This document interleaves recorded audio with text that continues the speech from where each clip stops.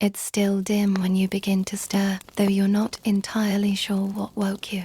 Maybe it was the gradual lightening of the sky beyond the trees, or the small shift of someone close by, turning in sleep, drawing a blanket of animal hide more tightly around their shoulders.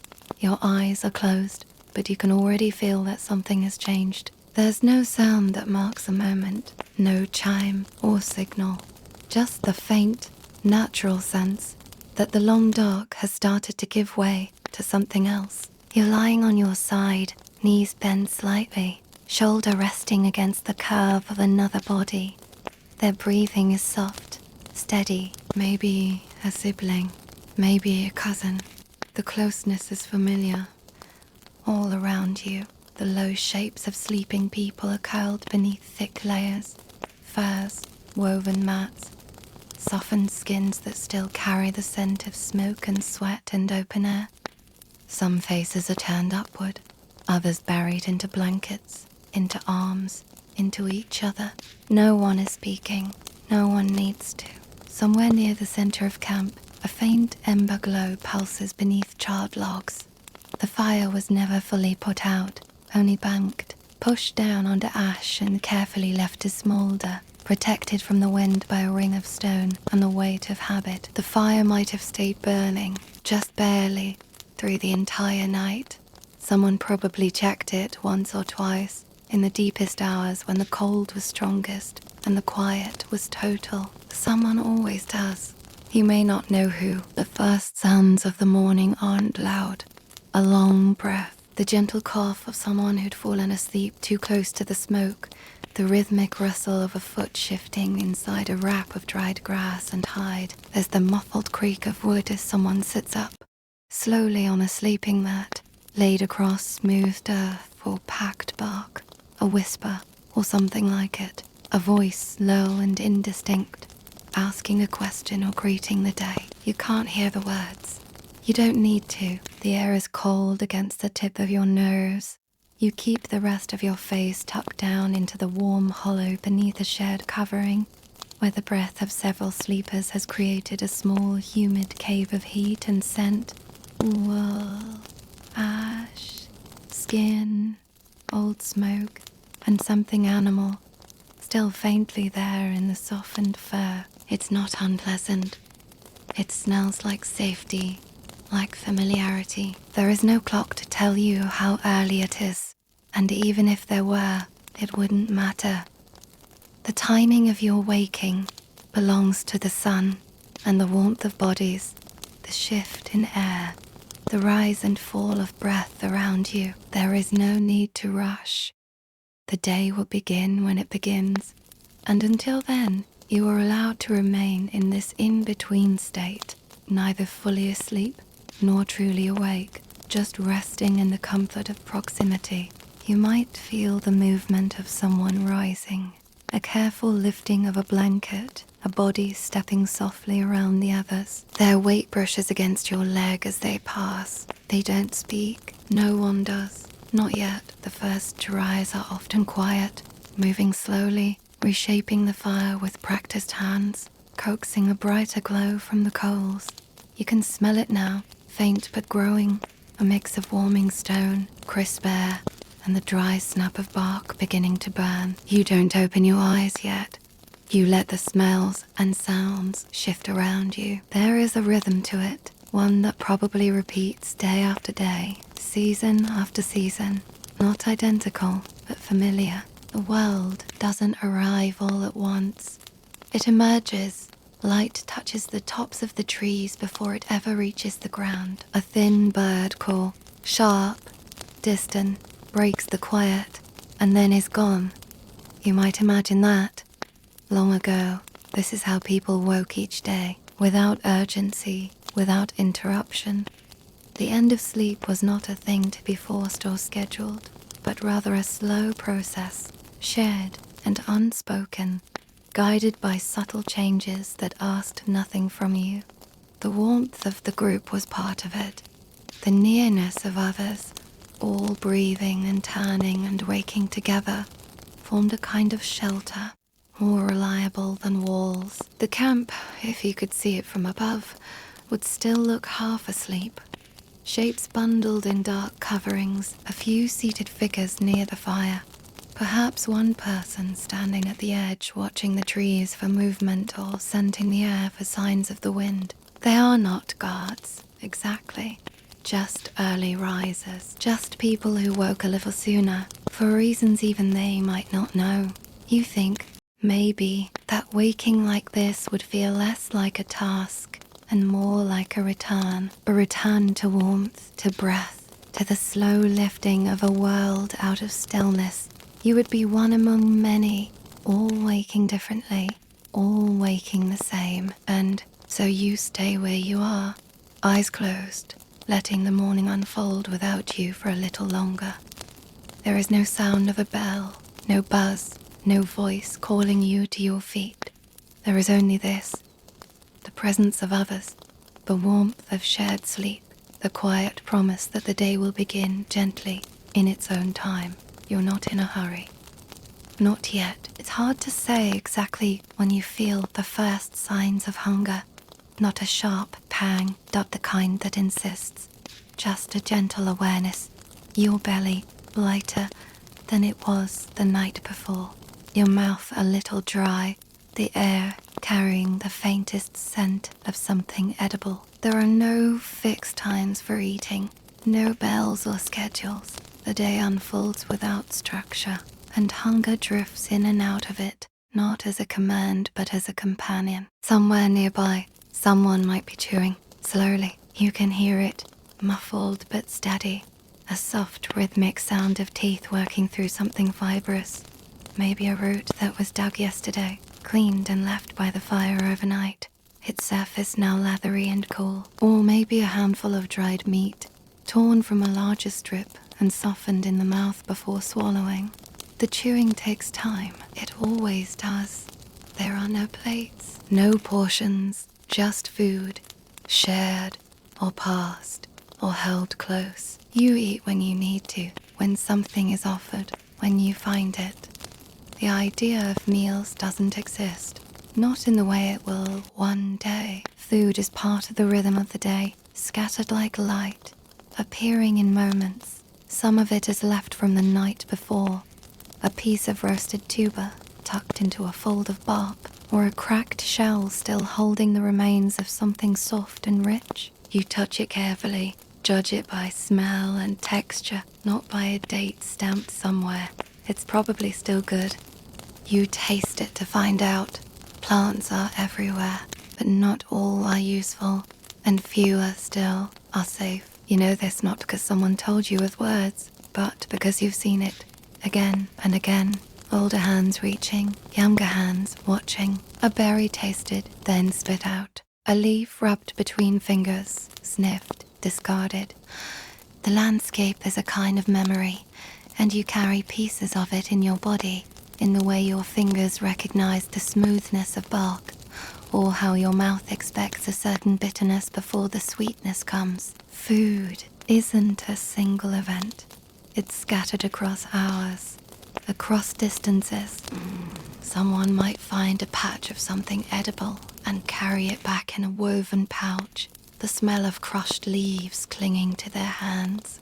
Someone else might hand you a piece of something they've already bitten into. There's no shame in that. Food is shared, casually, almost silently, a gesture, not a performance. The fire is still burning low when someone presses a root close to the coals, turning it with a stick until the outer layer blackens slightly. You're close enough to feel the warmth, to catch the scent. Earthy, starchy, a little sweet. There's no recipe, just memory. Memory. In the hands, in the senses. You've seen how long to leave it there. You've seen how to check if it's soft enough, how to know when it's too far gone. And if you haven't, you will. Watching is enough, most of the time. Children don't need to be told how to learn. They sit nearby, imitating motions with whatever they can find. A flat stone becomes a grinding surface. A stick is used to stir an empty bowl. They copy without needing explanation. They chew when offered a piece of bark. Spit it out when it's bitter. They come to understand slowly by feel, by repetition. Sometimes there is meat, but not often. A small bird, a bit of marrow from a cracked bone. The hunting takes energy, and it doesn't always succeed. It's the gathering that feeds you most days, roots that grow in clusters, nuts knocked from branches, leaves rolled between fingers to test for sting. These things don't run. They don't need to be chased. They ask for attention, not force. You walk to find them, slowly most of the time. There is no need to rush. Your eyes scan the ground, the low branches, the shapes of plants against the morning light. Your feet know the soft spots in the trail, the stones that shift, the places where water runs just under the surface. You don't walk in a straight line. You follow memory. The path is not marked, but your body remembers it. Your hands are never truly empty. They hold things you're not eating yet. Bits of bark, seeds, pieces of stalk, sometimes just a smooth stone that felt good to touch. When you sit again, you'll sort through it all, piece by piece, setting aside what can be shared, what must be thrown away, what needs to be cooked or scraped or pounded into something else. There is no announcement when food is ready, no need to call people over. The scent does that, the warmth, the smoke. People drift closer, not all at once. They squat or sit, pull apart pieces, chew slowly. You might sit next to someone without speaking. You might pass them something without looking. This is how food is. A process, not an event. A rhythm, not a rule. It doesn't ask you to stop what you're doing, only to notice, to receive. And now, even if you're still a little hungry, even if you're not, you sit quietly with what you've been given, the fire warm on one side of your face, the cool air still resting on your back. You chew slowly, watching smoke drift upward, listening to nothing in particular. You've been chewing for a while now, though you haven't been counting. Time stretches differently when your hands are still, when your mouth is moving slowly, rhythmically. There is no need to hurry. The food in your mouth is fibrous, maybe slightly tough, something pulled from the coals and handed to you, still warm, or something dry from a pouch, softened only slightly by your own breath. It doesn't dissolve quickly. You chew to break it down. You chew to draw the taste from it, bit by bit. You can feel it in your jaw, the slow work of pressure, the push and shift of teeth that were shaped by the need to do this every day. You were made for this, not for quick bites or easy softness, but for grinding, tearing, crushing, for eatings that take their time to offer up their energy. Some foods give themselves easily, sweet fruit, fat when it's there, but most do not. Most ask you to be patient. There is probably someone else chewing near you. You don't need to look to know. The sound is gentle, repetitive, almost like the sound of walking. A steady rhythm broken occasionally by swallowing or by the pause to shift what remains in the mouth to one side, testing the texture, judging if it's ready. You might glance over. You might not. Your teeth are different from the ones that came before. Shorter, flatter, some of them less suited to raw tearing, more shaped by fire and cooking and the long, quiet practice of making hard things soft. It's likely this has been happening for a long time now. Generations of mouths figuring out how to chew roots, how to crush nuts, how to soften grain between stones. You don't think about it, but you carry all that practice in your body. It's in your jaw, in the way your tongue presses food against your molars, in how your lips close gently around the stem of a plant, while your hands strip the outer skin. Sometimes when the chewing takes too long, your mind drifts. You look out toward the edge of the camp, where the trees press close. You follow the line of smoke rising upward. You listen to the soft movements around you, the quiet murmur of someone rising to fetch water, the faint clatter of stones shifting in the fire. the distant sound of a bird that's not close enough to be of interest. All of it happens while you chew. There is no conversation. Not now. There might be later. Talking often waits until eating slows. You might share a few words if something is especially good, or if someone younger is watching you with the open curiosity of those still learning. You might pass them a piece of what you're eating, and they might mirror your motion exactly.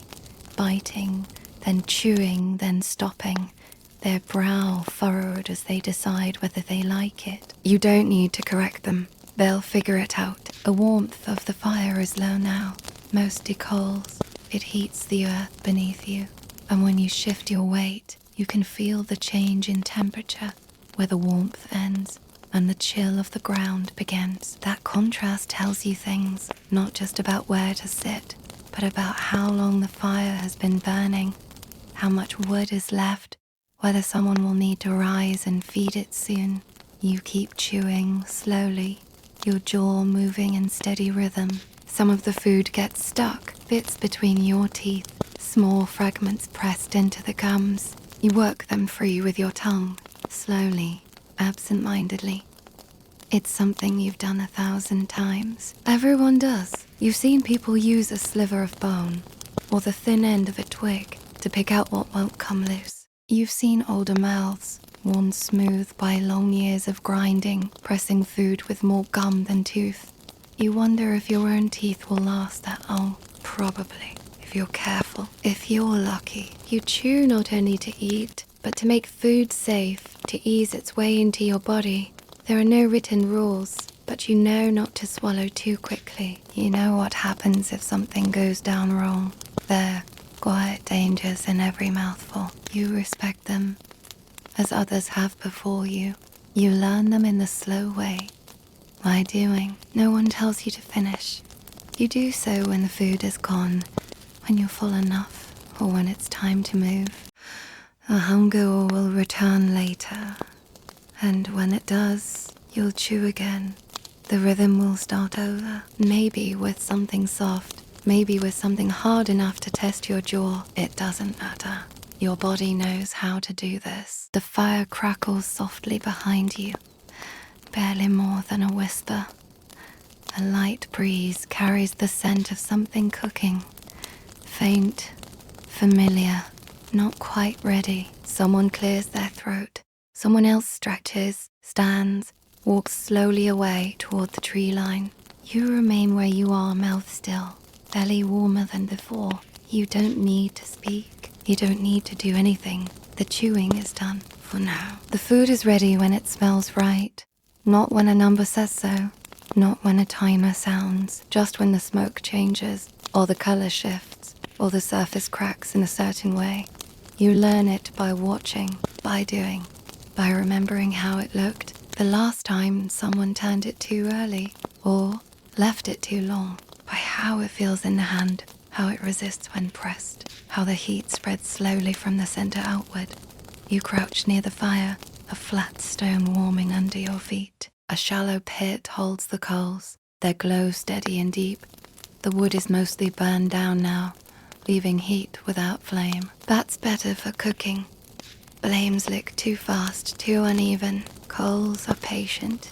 They wait. The thing you're cooking is wrapped, maybe in leaves, maybe in damp bark, maybe just placed under a layer of ash. You're not quite sure who first put it there. Someone in the group. Maybe you, maybe not. The work is shared, and so is the memory. You glance at it now and then, but you don't poke it much. The waiting is part of it. There is no recipe. There is no exact list of how much or how long. There are gestures, habits, ways your hands move, ways others' hands have moved. Someone nearby hums very softly as they turn the stick, slowly charring a stalk over the edge of the heat. The sound is more breath than soul. It fills the quiet. You've probably done this dozens of times. Not exactly the same way, not with the same ingredients, but close enough. You remember how certain roots need more time, how some things go bitter if they're cut too thin. You remember The one time someone pressed too much salt from a dried leaf and the food came out tasting wrong, empty.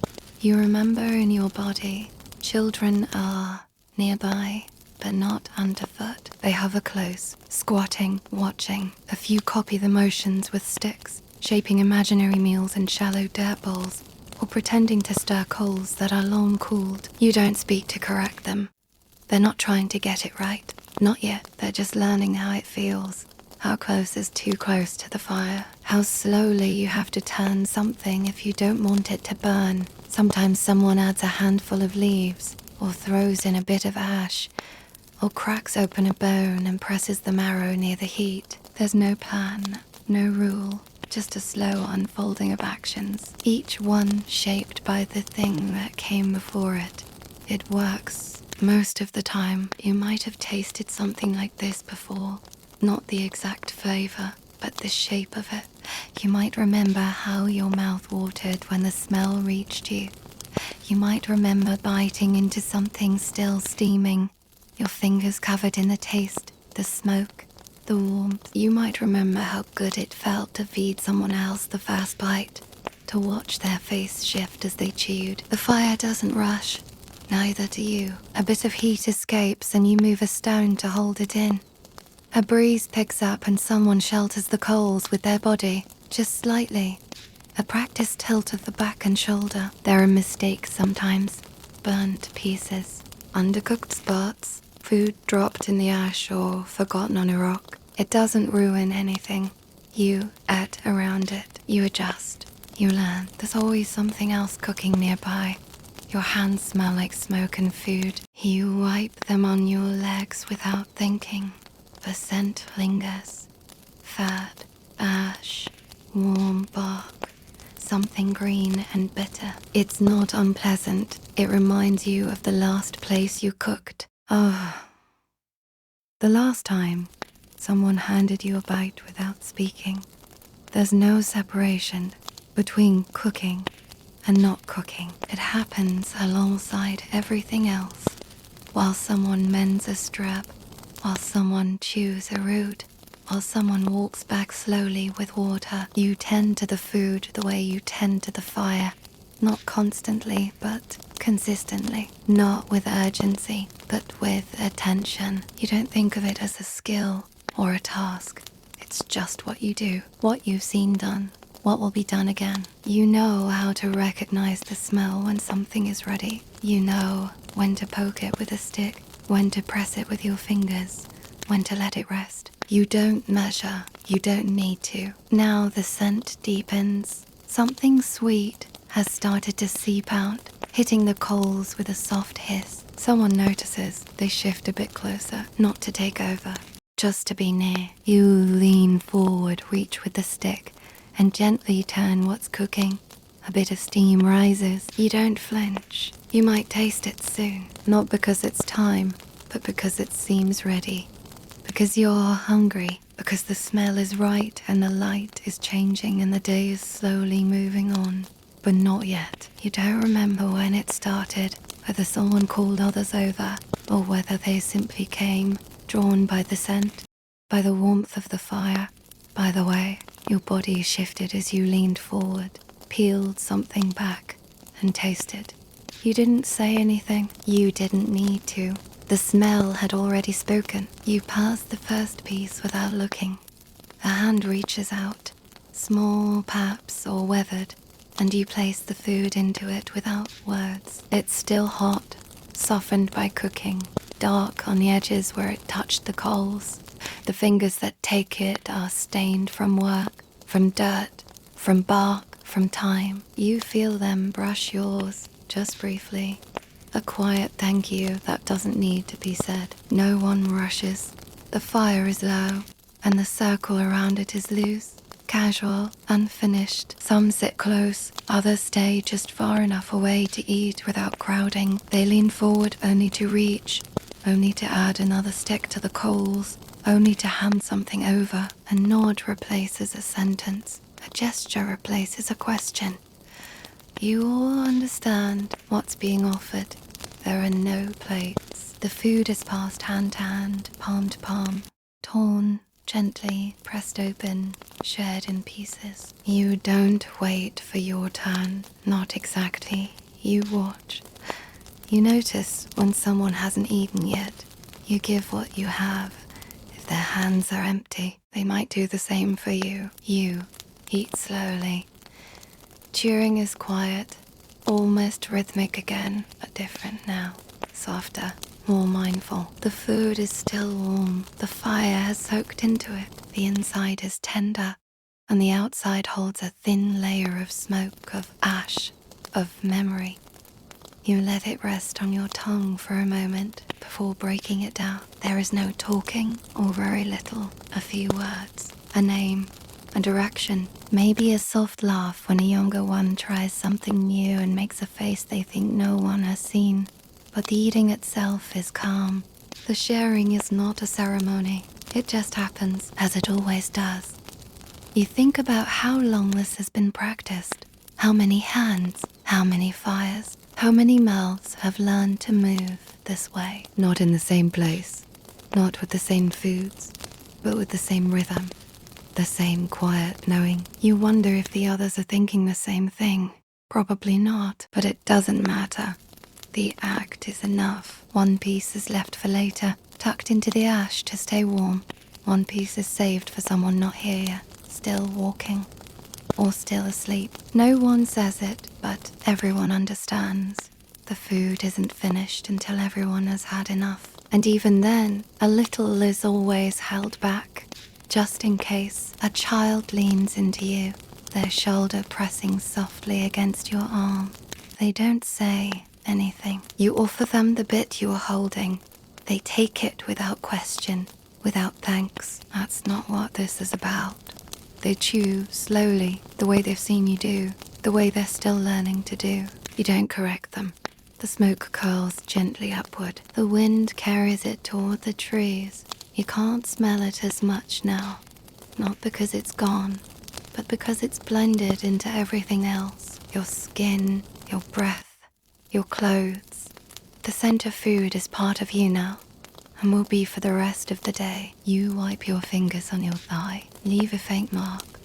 Someone else is doing the same across the fire, leaving small dark smudges on skin already marked by soot and earth. There's no need to clean up yet. There's nothing to put away. What was used will be used again. What was left will be eaten soon. It's likely you'll forget what exactly you ate today. You'll remember being full, maybe, or the warmth of it, or the way it tasted right when you were cold. You'll remember the way the food softened in your mouth, or the way it was passed to you without question, as if of course you would be fed. Sharing food is not a special event. It's not set apart from the rest of life. It's part of walking, of resting, of sitting together in silence. It's part of shaping the fire, of listening to the wind, of watching a child chew for the first time without spitting something out. You look down and see that your hand is empty. You hadn't noticed finishing. You brush your fingers together slowly and rest them on your leg. Around you, others are doing the same. The circle remains a little closer now, still quiet, still warm. You're not full exactly, but you're not hungry anymore. Not right now. They're always watching, even when it doesn't seem like they are. From just behind a rock, or across the fire, or tucked into the side of someone older, quiet and still. Their hands are rarely still. Though they mimic, they shape, they press and scrape and stir with whatever they're allowed to hold. Not because someone told them to, not because it's a lesson, but because they've seen it done so many times that the motion is already familiar. You notice it most when you're not trying to teach, when your hands are simply moving through the tasks of the day, crushing a stalk between two stones, threading a line of plant fiber through the edge of a rub, turning something slowly above the coals. You glance up and see a smaller pair of hands doing almost the same thing, just slower, or clumsier, or without knowing why. They don't ask questions, or if they do, it's later. after they've tried. There are no instructions. There is no moment when someone says, "Now you learn." It's happening all the time, in the way they walk, step by step behind you, watching where you place your feet, in the way they taste things cautiously, glancing at your face to know whether to keep chewing, in how they learn the weight of wood or the sound a good stone makes when it's struck just right. You remember being like that once.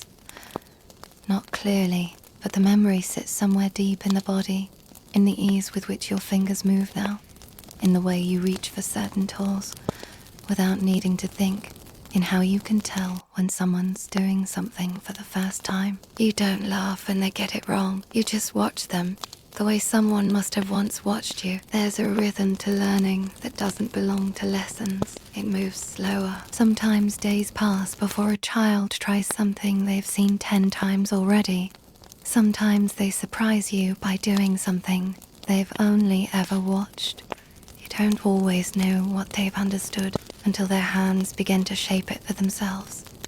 Right now, one is sitting near you, quiet, pretending not to look, but you can feel their attention, the way their fingers move in mirror to yours, the way they lean in just slightly when you press something into shape or turn a leaf to catch the light. You let them watch. You keep your pace slow. You don't explain. Sometimes they'll offer to help. They'll hold something for you, hand you what you need. It's not always the right thing, but you take it. Or gently shift their hand, and they learn from that too. Not through correction, but through doing together. You wonder how many generations have learned like this, before stories were spoken clearly, before instructions had names, before tools had known shapes. Just watching, just repeating. Just noticing how things feel when they go right. Children don't sit still for long. They move in and out of your work like birds around the edge of water, approaching, retreating, returning again. They play more than they build. But even their play is learning. The way they throw, or stack, or mix, or break. They're testing the world, reshaping pieces of it, finding out what changes when you press here, or scratch there, or wait. Just a little longer. They listen more than they talk. At least when they're watching closely. You might not realize what they've had until they repeat it back, much later, in a different place, with different words. You hand one of them a bit of food, not because they asked, but because you noticed they'd stopped moving. They take it without speaking, chewing slowly, the way you've shown them. You watch them tilt their head to the side, deciding if they like it. They don't say, but they finish. At some point, they'll wander off. The watching will end. For now, their attention will move to something else. Chasing, climbing, sleeping, sitting. But they'll come back. They always do. You keep doing what you were doing. Slowly, repeating the familiar steps. Not for them, not to teach, but because it's what the day asks for. And if a child watches, if they sit close again, if their fingers begin to move like yours, you won't need to say anything. They'll learn the way you did. You don't carry knowledge in books, not in symbols, not in marks, scratched into bark or pressed into clay. You carry it in motion, in repetition, in skin and breath and the quiet weight of what your fingers know. The knowledge lives in your hands, in the way they grip the stone, a certain way when it's time to crack a shell, in the pressure of your thumb against the soft belly of a fruit, testing for ripeness, in how you hold a stalk at just the right angle, so the fibers pull free instead of tearing. You don't think about these things, you just do them. Someone showed you once, or maybe not even that. Maybe you saw it done once, or 10 times, or every day for a season. You watched someone older, not because they told you to, but because they were there. And now your hands move the way theirs did. Not perfectly, but close enough. The gestures are small, a flick of the wrist to shake loose dust, the turn of a blade against bark, the quick coil of a cord made from softened root. None of it is written down. All of it is remembered. passed like food, like warmth, like language that lives in the body before it ever reaches the mouth. Others around you are working too. No one gives orders. No one asks what to do next. The tasks rise out of the day itself. Something needs fixing or mending or shaping. Someone begins and others follow. A weaving that needs to be tightened, a stone that needs smoothing, a basket softening in steam, waiting to be bent into form. You see it, and your hands know what to do. When something breaks, you don't panic. You turn it in your fingers, slowly. You test the edges, the fibers, the seams. Sometimes it can be repaired, sometimes it can't. But even in the breaking, there's something to learn. What failed? Where it gave way? How to shape it better next time? You speak very little while you work. You don't need to. The hands carry the conversation. They respond to pressure, to tension, to time. A child might watch you, eyes wide, fingers moving in the air, as if they could memorize the motion just by seeing it enough. You let them. That's how the learning starts. Not all knowledge is useful right away. Some of it waits. It sleeps in the body until the moment comes, until you find yourself alone or needed or unsure, and your hands begin to move, remembering something they once held, a motion you haven't made in seasons, a knot you haven't tied since childhood.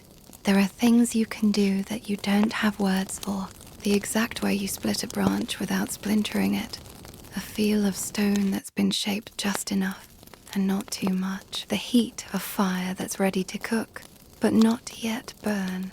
You try to explain, sometimes, but the words always feel too slow. So instead, you show you pass knowledge that way, gently, by doing something near someone else, by letting them watch your fingers, by handing them the tool, not to use but to hold.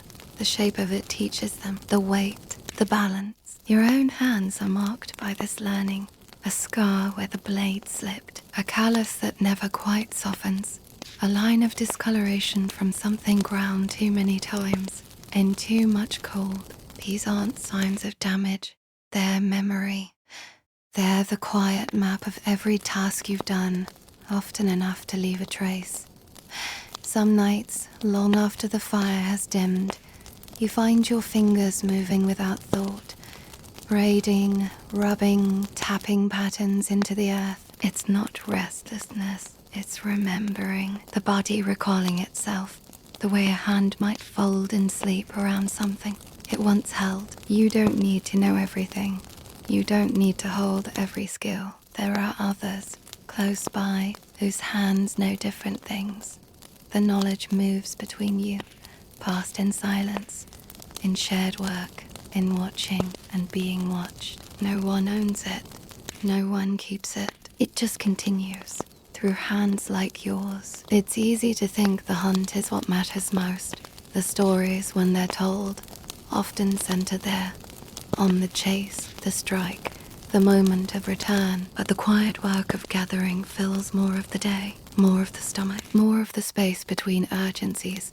You walk slowly, not with urgency, not with weapons, but with woven baskets, empty pouches and hands that already know what to look for. The others walk too, some ahead, some beside, some behind, each of you tuned to the ground, to the trees, to the familiar and unfamiliar shapes of things that grow.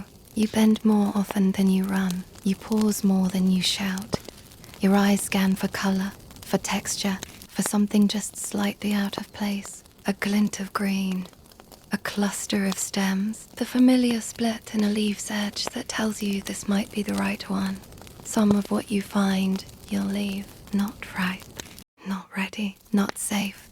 Some you'll taste, just a bit, and decide to move on. But some are just right. And when you find them, there's no cry, no celebration, just a quiet motion. A hand reaching out, a plant gently freed from the earth.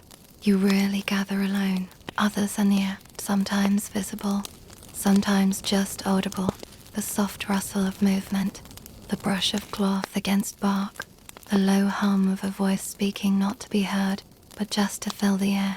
Children follow at a distance, sometimes helping, sometimes playing, sometimes playing. They pick up what you drop. They ask questions without words. They copy. Hunting happens sometimes, and when it does, it may feed many, but it is uncertain. It depends on more than knowledge.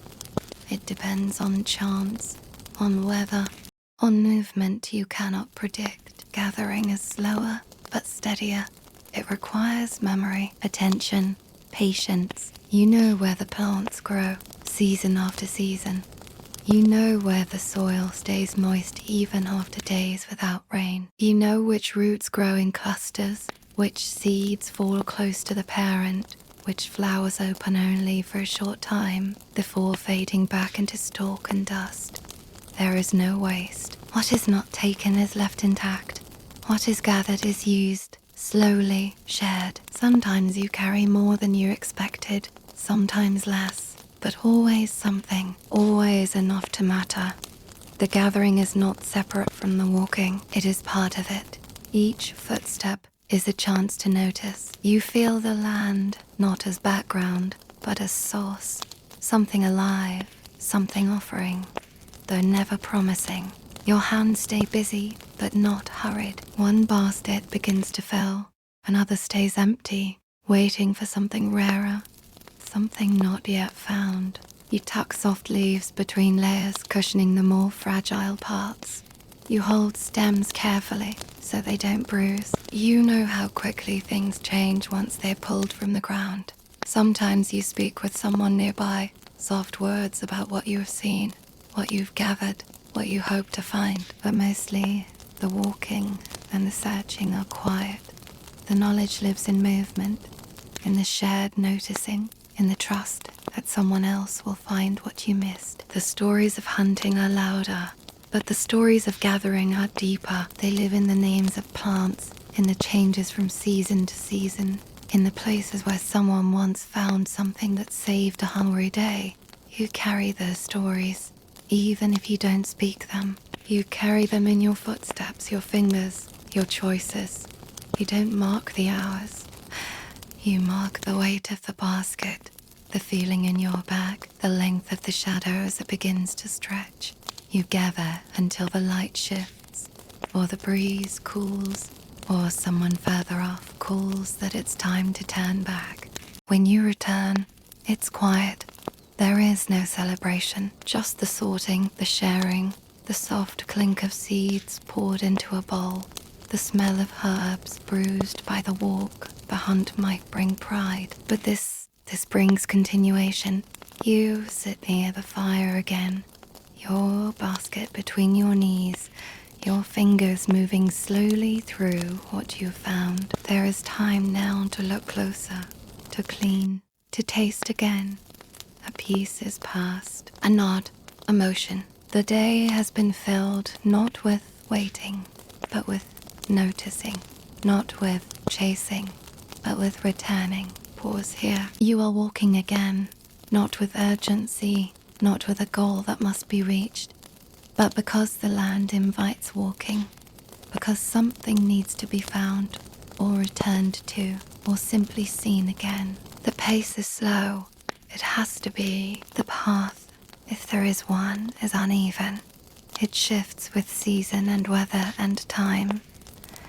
You walk by feel, by memory, by the way your body leans into familiar slope. The morning light filters down between tall trees, scattered and soft. The air is cool still, but not cold. Your breath doesn't show in front of you, but it still feels heavier than the breeze. There is a smell rising from the earth, damp, deep, not quite sweet, not quite sharp. You've smelled it before. You don't have a word for it, but you know what it means, that the soil is still loose enough to dig, that certain roots will come free if you find them, that the season is turning, just slightly. Your feet are bare, or close to it. They move with care, but not caution. You know the textures here. Stones, bark, moss, twigs, and you adjust without thinking. Each step is measured, but not in distance, measured in sensation, in quiet, in what the ground tells you. You're not alone. There are others walking near you, though not close enough to speak. You hear them sometimes. A snapped branch, the whisper of a basket shifting on a back, the low sound of someone humming to themselves. For no one, you don't need to stay together. You'll return to the same place eventually. There's no trail marked by signs, but your eyes know where to look. The broken edge of a plant where someone passed days ago. A bend in a branch that shows which way the wind has leaned lately. The presence or absence of footprints in soft earth. You walk slowly, not to search harder, but because this is how the landscape speaks, through things that change subtly, through signs that disappear if rushed past. You pause often, to listen, to touch, to test something with your fingers, the surface of a leaf, the dryness of a seed. You don't always take what you find. Sometimes it's enough to know that it's still there. This kind of walking doesn't exhaust you. It's not for covering ground. It's for being in the ground, with it, within it. Sometimes your hand brushes a tree as you pass. Sometimes you kneel for no reason other than to press your palm to the dirt. Warm or cool, soft or packed. These are things your body wants to remember. There is no straight line. Your route curves with the shape of the land, with hills and dips and things that catch your attention. Sometimes you backtrack, sometimes you stop altogether. A path is not a means to an end. A walking is part of the knowing. Children walk like this too, when they're allowed to, slower even, stopping for stones, for beetles, for anything that moves or shines. They don't care how far they've gone. They don't ask when they'll be there. They move as long as there's something to notice, which is almost always. Sometimes you sing while you walk, but only quietly. A few lines of something old, maybe just a rhythm, maybe just a sound that keeps you company. The wind carries it away before anyone hears. When you begin to feel the sun warming the back of your neck, you know it's later than you thought. Not too late, just enough that the light has shifted. Shadows are different now. You pause again, adjusting the weight of what you're carrying, if anything. The basket isn't heavy, but it presses differently against your side now. There are moments in the walk when you forget what you're looking for, when your hands are empty and your mind is quiet, when you're only breath and step and motion. It doesn't last long, but when it happens, you feel something subtle. Not peace, exactly. Something quieter. Eventually, you begin to turn back. Not because it's time, but because your body tells you. Because the land begins to feel more familiar again. Because someone else is already walking ahead, and the light between the trees is starting to slope downward. You don't speak when you rejoin the others. There's no need to. The walking was enough. Pause here. You are not in a hurry. No one is. The fire still burns, low and steady, and the baskets are partly full. There is enough food for now, enough warmth, enough light to see by, though it will begin to fade soon. There is no signal, no bell, no line drawn to mark what must happen next. Things will happen when they need to. You sit with others, not speaking. The silence isn't heavy. It's just part of the space around you, like smoke, like shadows. A child leans against someone older. A hand moves slowly across a piece of hide, softening it. Another hand sorts dried seeds into piles, not quickly, not distractedly, just because the work fits into this moment. No one looks at the sky for the time. No one counts the minutes before the next task. There is no schedule to follow. The day passes in layers, not blocks. In warmth, in hunger, in light, in cold. Urgency is not unknown, but it's rare, and it does not last long. A sudden wind, a wounded ankle, a fire that needs tending. These things matter. They are felt, but they do not stretch across every hour. They do not claim every breath. No, there is no wind, no injury, no need.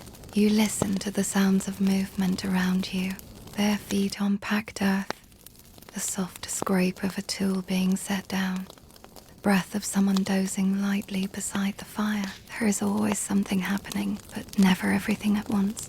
You think about how different it would feel if the world demanded more from you at this moment, if the food had to be finished by a certain time, if the walk had to reach a certain point, if your hands had to move faster just to stay in place. That kind of pressure doesn't live here. Not yet.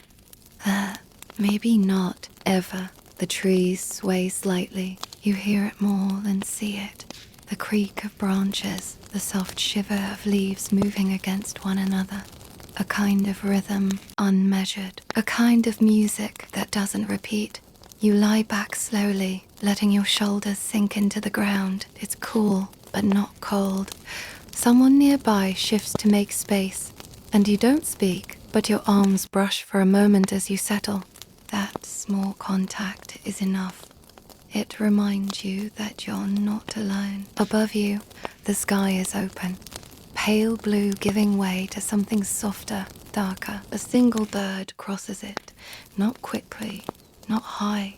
You wonder if it has somewhere to be. Probably not yet. There is time. That's the feeling that rests most clearly in the body here. Not abundance, not urgency, just time.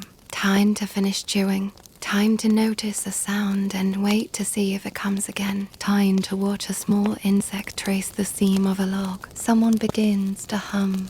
Just a thread of sound, not a song. Exactly. Not for anyone. Just a presence in the air. You don't join in, but you listen. The humming fades, returns, fades again. You are not falling asleep, but you could. The body is soft, the limbs heavy. You feel the way the earth holds you, its slow, constant weight pressing upward into your back. Nothing demands your attention. The world hasn't asked you to do more, only to be here, to listen, to wait, to move again when it feels right. You close your eyes just for a moment, maybe longer. Pause here. This is not a place of throwing things away. You repair instead of replace. If a handle cracks, you bind it. If a binding loosens, you rewrap it. If the blade chips, you sharpen the edge slightly differently. Nothing returns to what it was, but almost everything can be made useful again. The idea of finished doesn't quite apply. These tools are always becoming, always changing shape through use and through care. Your fingers remember how tight the wrap needs to be, how much heat softens the pitch just enough to seal it again. You don't measure, you feel. There's pride in this, not loud pride, not shown, but you feel it when someone uses something you've repaired and doesn't even realize it's been touched. When something you've shaped lasts through another season, another journey, another story told by the fire. Sometimes others bring you their tools, not because you are the best, but because your hands have done this often and your attention is steady. You don't charge them, you don't keep count, but they sit beside you while you work, or they help with something else nearby. Quiet trades, gentle balance. You think about how many things you've learned simply by doing them badly the first time. A cracked haft, a knot that slipped loose, a repair that held only for a day. You remember the slow, quiet frustration of failure, but you also remember how each mistake showed something new. About weight, about force, about time. No one scolded you. They just let you try again. That's still how teaching happens here. Not with instruction, but with time spent close. With watching, with being allowed to try. A child is copying you now, not with real tools, but with shaped sticks, pretending to sharpen, pretending to bind. They speak softly to themselves as they work, repeating motions without fully knowing their purpose. You don't correct them. Their hands will remember. That's enough. You keep working. The light shifts. You feel the warmth of the sun across your back now, not your face. The stone warms your hands as you press it to the blade. The smell of the binding resin rises gently with heat. A breeze moves across the camp, and you hear it pass through long grass and through trees, still heavy with leaf. Around you, others are doing similar things. Mending a net, twisting cord, pressing points into shape. It's not organized, not assigned, but the rhythm is shared. Everyone knows what needs attention. Everyone knows the cost of neglect. No one here owns all the knowledge, but certain skills stay close to certain people. It's not hierarchy, just familiarity. You know who to go to when a basket's rim is coming apart. You know whose cord bindings hold through the wet season. You know who's best at working with what breaks easily, and who has patience enough for what takes days to finish. But even then, it's not fixed. You've seen someone try something new after many years. You've seen young hands succeed at something difficult the first time, without knowing it was meant to be hard. Craft is not a category here. It's not a label. It's just part of living. Part of what it means to keep going. Part of what it means to belong to a place where things are made to last, and last through care. You test the edge again. The motion feels right now. You press your thumb to the joint. It holds. You set the tool down beside you, not because it's done, just because it's ready. For now, pause here. You're known for certain things, not officially, not by title, not by any word that makes you more than anyone else. Just known. When a tool needs binding, someone often brings it to you. When a knot must hold through cold and wet, they ask how you would tie it. You don't stand higher. You don't speak louder, but your hands remember things others may not. That's enough.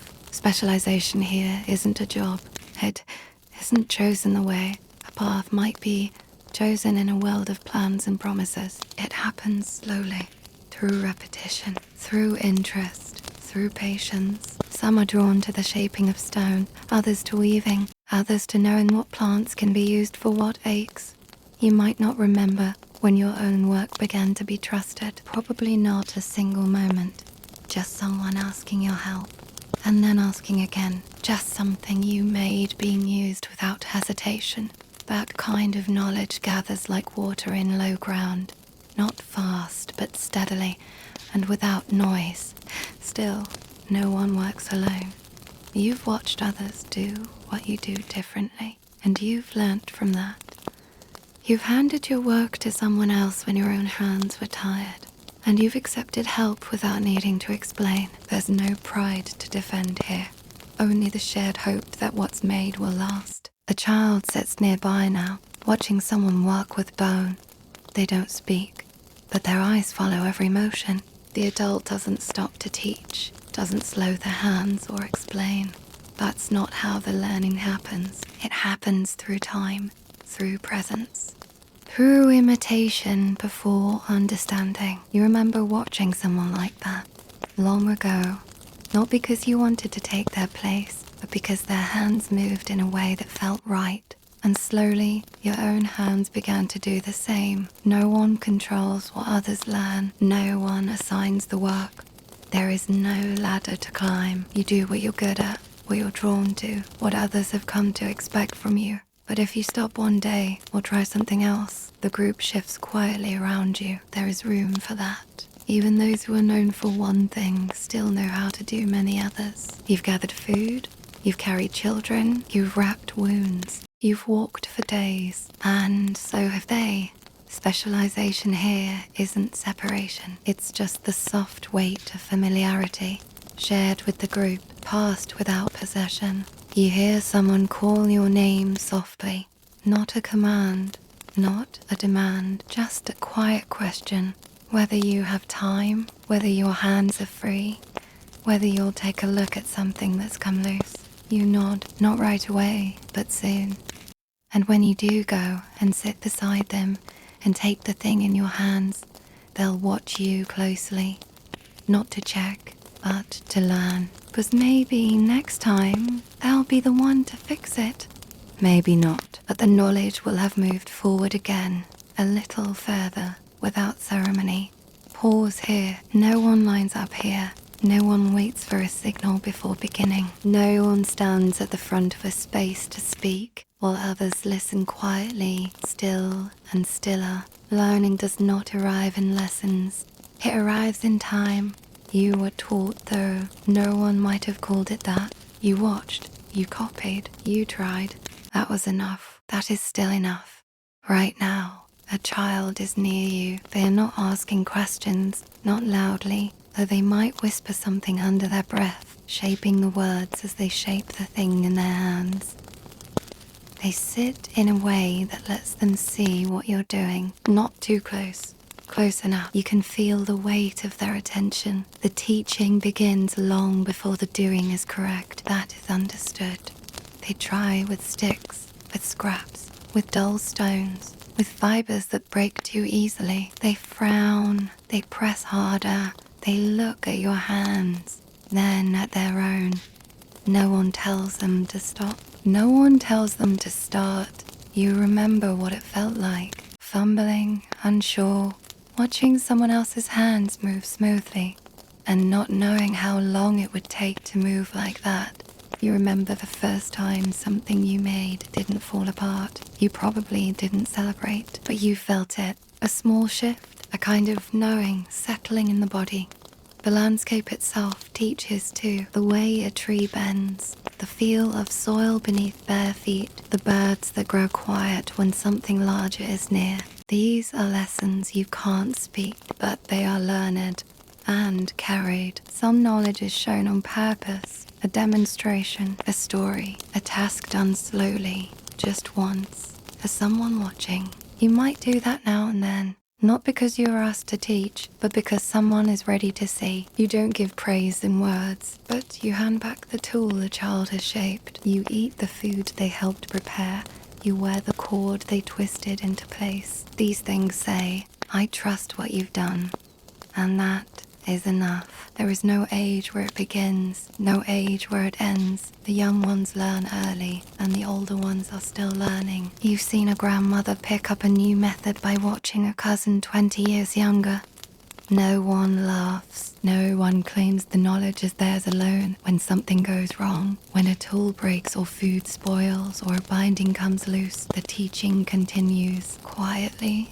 No punishment, no failure, just another chance to do it again, maybe a little differently, maybe next time it holds. And even the ones who never quite master a task still understand how it works. You've helped someone who can't tie the cord themselves, but knows exactly how it should feel when you do it.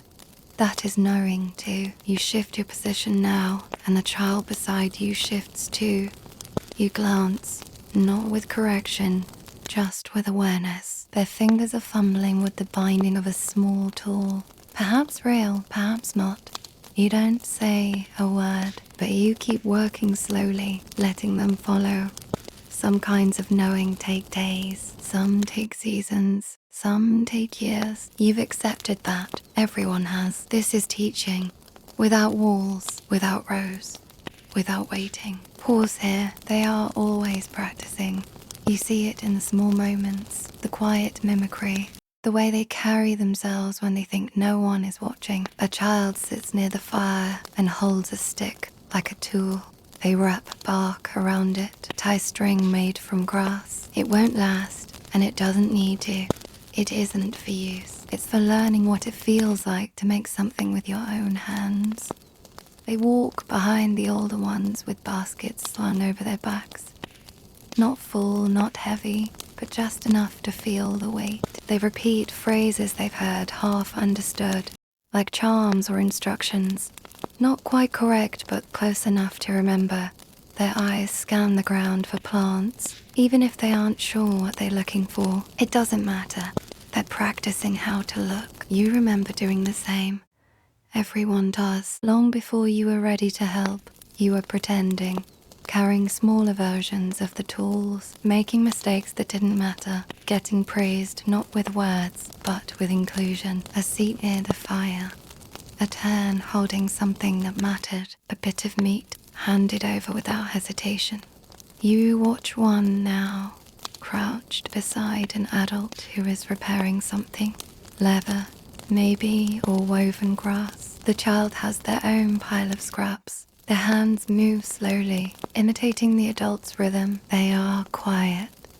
You can feel how seriously they are taking it. It isn't a game, even though there is play in it. It's a way of growing into the world, not in a leap, not with ceremony, but with many, many small repetitions. They do not wait to be told they are old enough. They practice being ready until one day they are. The older ones don't stop them. They don't say, "You're not ready." They just make room. They might adjust a mistake later, quietly. They might retie the knot when the child isn't looking, but they let the child try. That's the point. Some try things they aren't suited for. That's fine. A child might follow the hunters for a season and then return to the fire with a different kind of focus. One might try carving and walk away frustrated. Another might sit near the old woman who mixes healing leaves, watching with a reverence that doesn't need explaining. You've seen them practice sleeping close to others, wrapping themselves the way adults do, staying quiet longer in the mornings. You've seen them take turns at the edge of camp, watching the trees, holding still even though no one asked them to. They aren't pretending. They're remembering forward, practicing what they know they'll one day be asked to do. Sometimes their practicing looks like work. Sometimes it looks like rest. You've seen them carry water just to see how long they can. You've seen them walk away alone and return with something small, a stone, a root, a story they haven't told. They listen more than they speak. Even when it seems like they're not listening, you hear them later, repeating something you said only once. You wonder how long they've been collecting your words. You don't teach them with lessons. You teach them by letting them near. You teach them by doing your work where they can see, and by giving them things that matter when they're ready. Not tasks to keep them busy, but tasks that matter. You hand one of them a bundle of cord now, not because they asked, but because you know they've been watching. They take it solemnly, as if it's more than cord, and maybe it is. They sit beside you and begin again, not for the first time, not for the last. Pause here. You don't show what you know, not to impress, not to be praised. But the skill is there, in the way your fingers move, in the things that don't break. In the absence of hesitation, there's a quiet kind of pride in that, one that doesn't need to be named. Someone hands you something, half finished or nearly broken, and you begin to work without speaking. Your hands know the rhythm. The motion is small, contained, not dramatic, but others notice a glance, a stillness, a child shifting slightly to see better. You've done this task before, often. Not always in the same way, not with the same materials, but your body remembers the pattern, the feel, the point. When pressure becomes too much, you work with care, but not with doubt. It's likely no one will mention what you've done, even when it's finished. They'll use the thing you made, or fixed, or improved. They'll carry it without worry. That's enough. The best sign of your work is that no one has to think about it. Some skills are like that. Not loud, not visible. There's no decoration, no flair, just a tool that works. A fire that stays lit, a wound that heals, a child who stops crying because you held them the right way, at the right time. The pride lives in your spine, your breath, your pace. You walk back to the fire without needing to explain. You sit down without expecting thanks, but you feel it in your chest. That small, warm sense of having done something well, of being useful. Not everyone knows what you know. Some do, some don't. But everyone here knows someone like you, someone whose work holds the camp together in small, steady ways. You remember the first time someone trusted you with something delicate, a cord that would hold weight, a meal for someone ill, the care of a child while others were away. You don't remember the moment exactly, just the feeling of being seen. Now you do the same. You pass tasks to others, not to test them, but to let them feel what you once felt, trusted. needed, capable. It's not about showing that you're skilled. It's about seeing that others are. The sun has gone behind the trees now. The air is cooling. You rub your palms together slowly, brushing away dust, bark, ash, not hurried, just finishing. Someone nearby is struggling with something, a binding that won't hold, a knot that keeps slipping. They don't ask for help, not yet. You don't rush in, but you're watching. When the time is right, you'll offer not a correction, just another way. And when they get it right, you won't say well done. You'll just nod. You'll just go on with your work, because that's how pride lives here. Quiet, steady, unspoken. Horse here. You're not doing anything right now, and that is fine. No one expects you to move or speak or continue. The fire is low. The baskets are put away. The tools have been set aside. Your body has done enough today, or perhaps not very much at all. It doesn't matter. The point is that you are still, and that stillness has its place. You sit, maybe on folded legs, or with your back leaned against a log or someone else's shoulder. The ground beneath you is warm from the day, but cooling now as the light shifts. The air moves slowly. You can feel it brushing against your skin. Not cold, not warm, just there. Around you, others are also quiet. Some are resting in postures of work, half-finished repairs still in their hands, heads bowed as if thinking, or only drifting. Some lie flat, staring upward, following the movement of clouds or smoke. Some sit near the fire and poke it now and then, not to change anything, just to keep it company. There is no pressure to fill the silence. No one is measuring your rest against what came before it. No one is tracking your stillness, asking how long it will last. The world is made of rhythms, and this is one of them. You probably wouldn't call it rest. It doesn't have a name. It is simply what comes after doing, a return to breath, to wait, to the feeling of being held by the earth instead of pushing against it. You hear small things, the hiss of a log settling deeper into the coals, the slow crunch of footsteps in dry grass, the child's soft laughter from farther off, the kind of sounds that don't ask anything from you. Sometimes someone speaks, not to begin something, but because a thought has risen. They say a word or a name, or tell a small story that doesn't go anywhere. You listen, or you don't.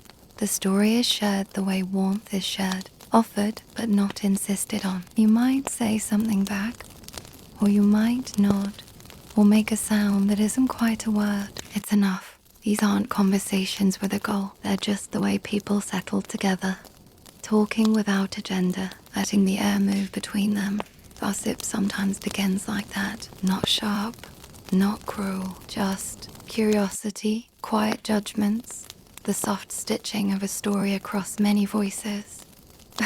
Someone says what they saw. Someone else adds what they heard. The story grows slowly, gathering shape like mist. You listen without needing to decide if it's true. That's not the point. The point is connection, the shared weaving of who did what and why, and what it might mean. Gossip doesn't break the group. It holds it together, gently. Everyone gets shaped by it. Everyone is seen. There are arguments too, disagreements, but they don't rise sharply. They come like weather, a tension in the ear, a voice raised, a body turned away. You've seen it many times. Conflict without chords, resentment without sentences. It flares and fades. Someone listens, someone leaves, someone returns. There are no punishments here. Just space, time, attention. You know who not to bother when they're quiet too long. You know how to sit beside someone without speaking until they speak first. You know how to remember what someone did and let them do something else later. Sometimes an elder speaks, not to fix, but to remind. Their voice is slow, not commanding. They tell a story from long ago, or from yesterday, or from a time that may not have happened at all. You listen, not for instruction, but for the way memory lives in their words. They carry things others don't, not just facts, but tone, sequence, warning, humor. You've heard their stories many times, but you still lean in slightly when they speak, not because you're being taught, but because you're being included. There are no mothers or fathers alone here. The child that runs past your feet is watched by many eyes, called back by many voices, held by many arms. Cooperative parenting isn't a choice, it's what has always been. The small ones belong to the group, not as property, but as promise. You've lifted a child that wasn't yours. You've fed one. You've been held like that too. Years ago, or seasons ago, or maybe only last week when you needed someone's hand on your back more than you needed their words. There is laughter somewhere nearby, high, bright, unshaped. Children playing. The game has no name. The rules are unclear. You watch them chase, roll, tumble, declare something loudly, and then forget it. The older ones join when they feel like it, leave again when they're bored. No one tells them how to play. They are practicing life in the only way it can be practiced, by trying, by failing, by repeating. There's learning in the chaos. You've seen it, you've done it. The light is going now, not gone, but changed, softer, lower. The smoke from the fire rises more slowly in the cooler air.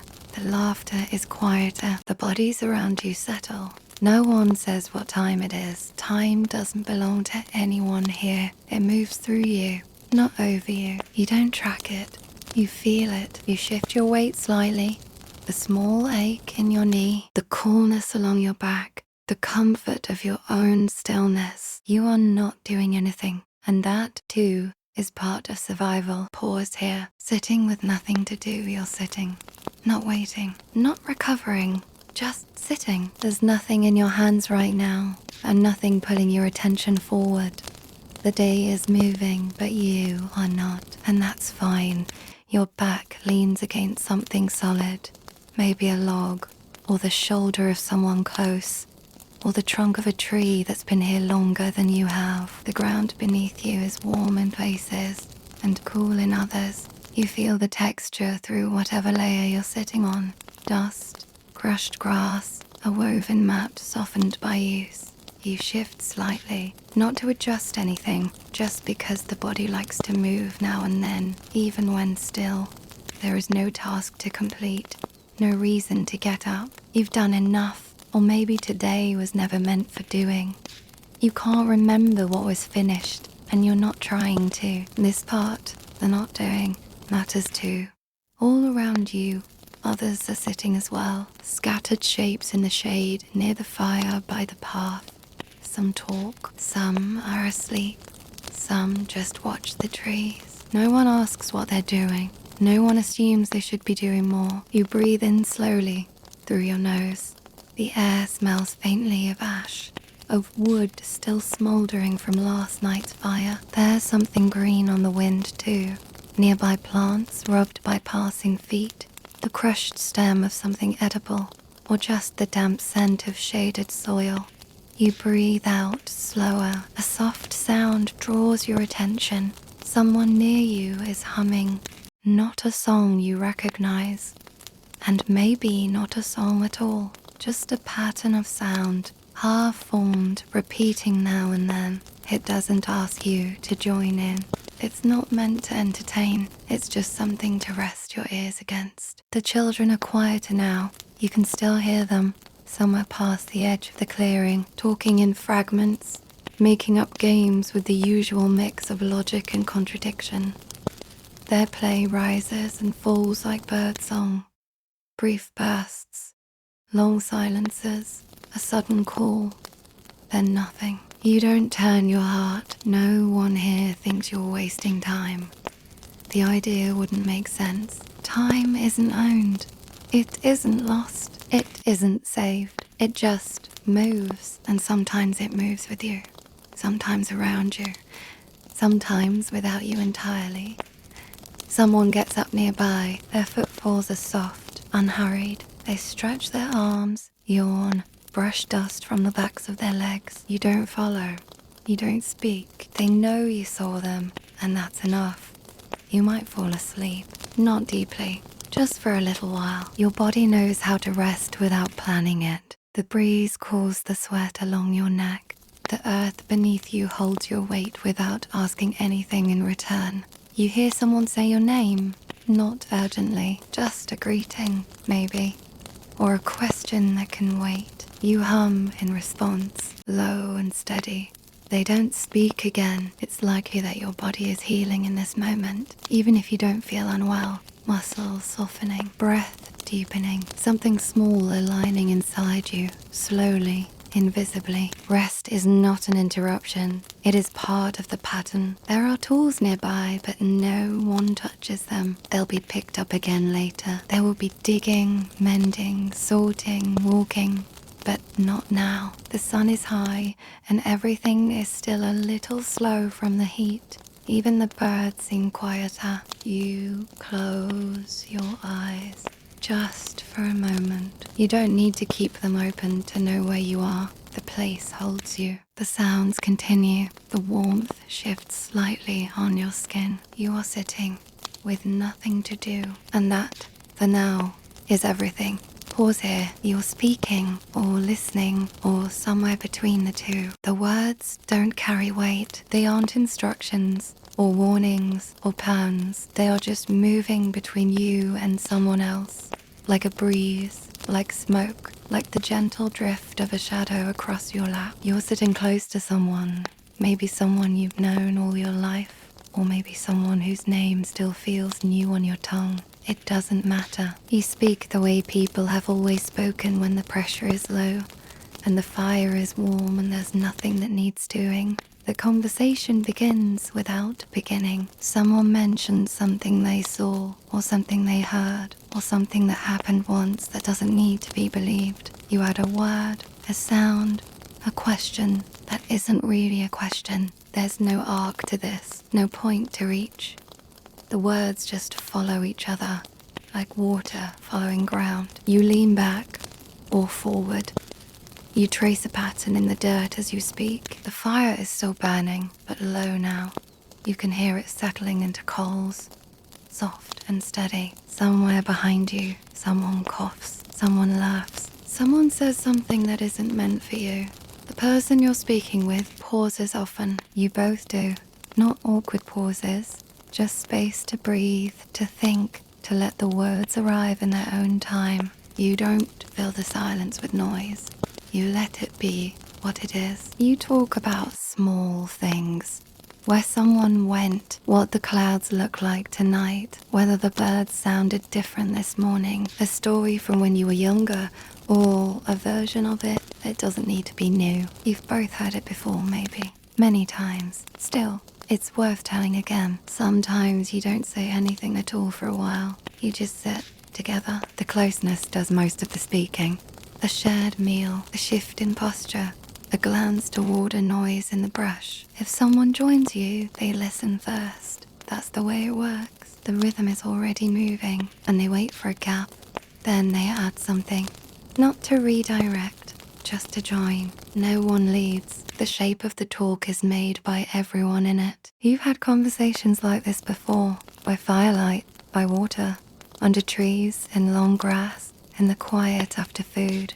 They all feel similar, though the words are never the same. You can't remember exactly what was said, but you remember how your body felt. Loose, safe, almost drowsy, like breathing with someone else's lungs. The stories might turn toward trouble or sadness or laughter, but nothing demands resolution. No one is trying to solve anything. You say what you say. You hear what you hear. You nod when it feels right. Some things are spoken that won't be repeated, not because they are secret, just because they were made for this moment, for this fire, for this low light and slow time and the particular way you and this person are sitting now, not touching but not far.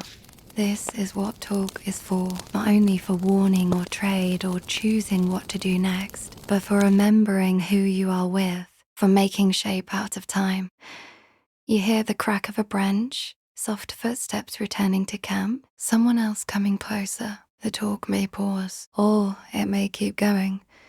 You don't worry, either way. The talk doesn't belong to you. It belongs to the evening. Pause here. Gossip is social glue.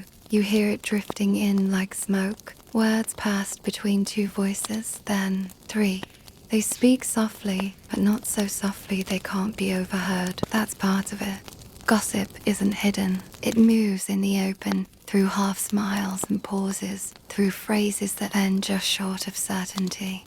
You're nearby, not part of the speaking, not at first, just close enough to hear the names. Familiar names, always familiar. Someone did something, someone said something, someone went somewhere they don't usually go. No one says it matters, but you keep listening. You glance at the speaker, then away. They aren't looking at you exactly. They're looking around, watching how their words land. You know this rhythm, the story being told without asking to be believed, the truth being shaped in real time. It isn't cruel, not here, not now. The voices are light, amused almost. Someone shakes their head, someone raises their eyebrows, someone lets a small sound slip from their mouth, one that could be surprise, or approval, or nothing at all. You feel your mouth twitch. You might say something. You might not. There's a kind of safety in listening, but also a kind of belonging in speaking. You know something too, about the person being spoken of, or the way they move, or a thing they once said. You remember a detail. You offer it. Now you are part of it. It doesn't last long. A few more lines, a few more glances, a low laugh, then the story fades, as they always do, leaving only a few impressions behind. Who is seen? Who is trusted? Who has changed since the last time anyone looked closely? There's no judgment.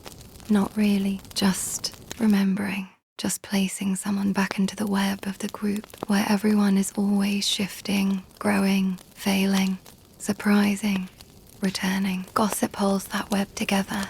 It keeps you all watching one another, gently, not to punish, just to stay connected. You've been talked about too, of course. You know it, not always kindly, not always accurately, but not unfairly. It happens when you're not there, or when you are. You don't always hear the words, but you feel the result. The way someone lingers longer in your company, or watches you more closely, or offers you something they might not have before.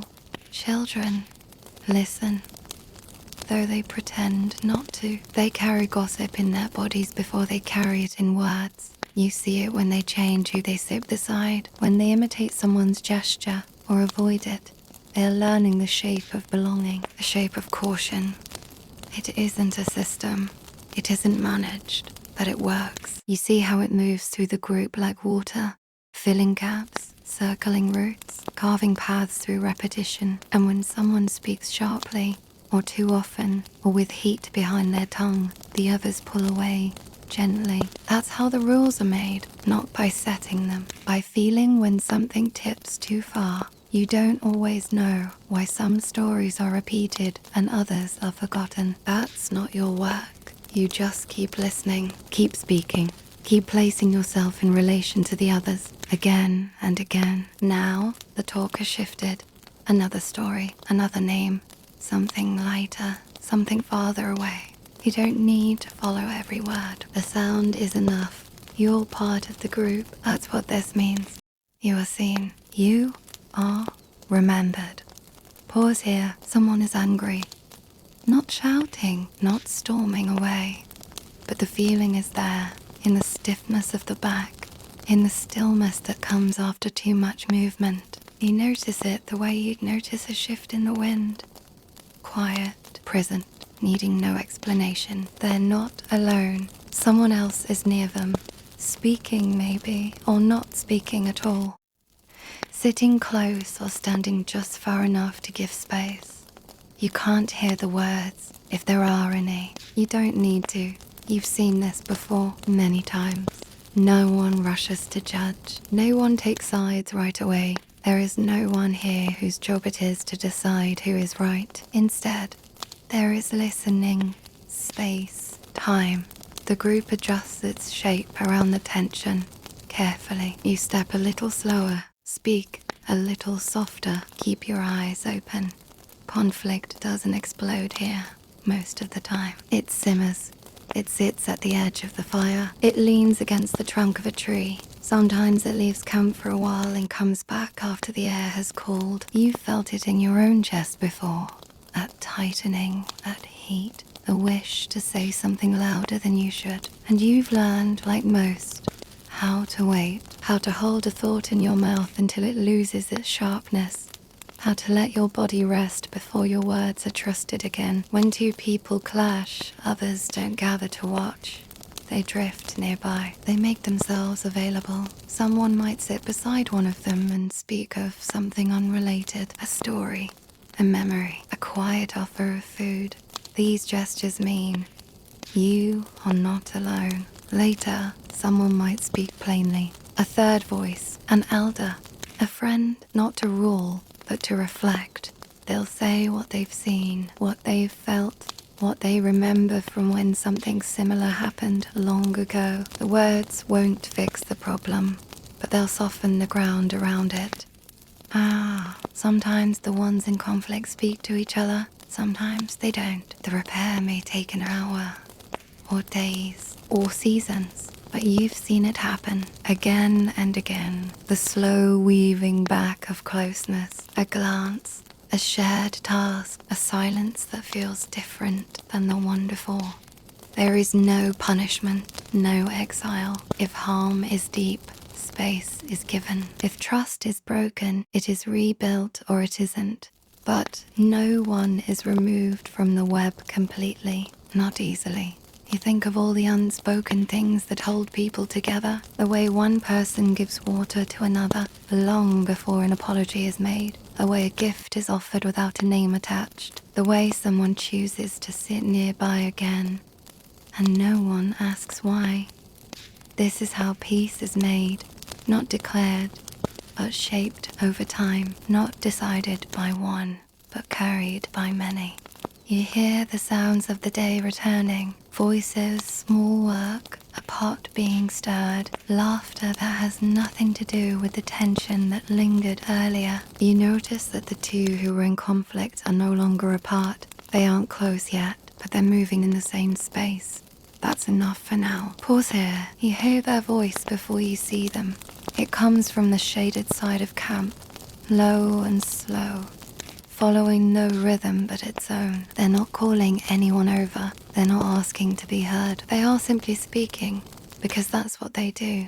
Words given to the air like smoke from the fire, curling, drifting, sometimes rising, sometimes sinking, always moving somewhere. You don't interrupt. No one does. You sit nearby, or stand quietly, or lean against a tree within reach of the voice. Others gather, not quickly, and not because they were told.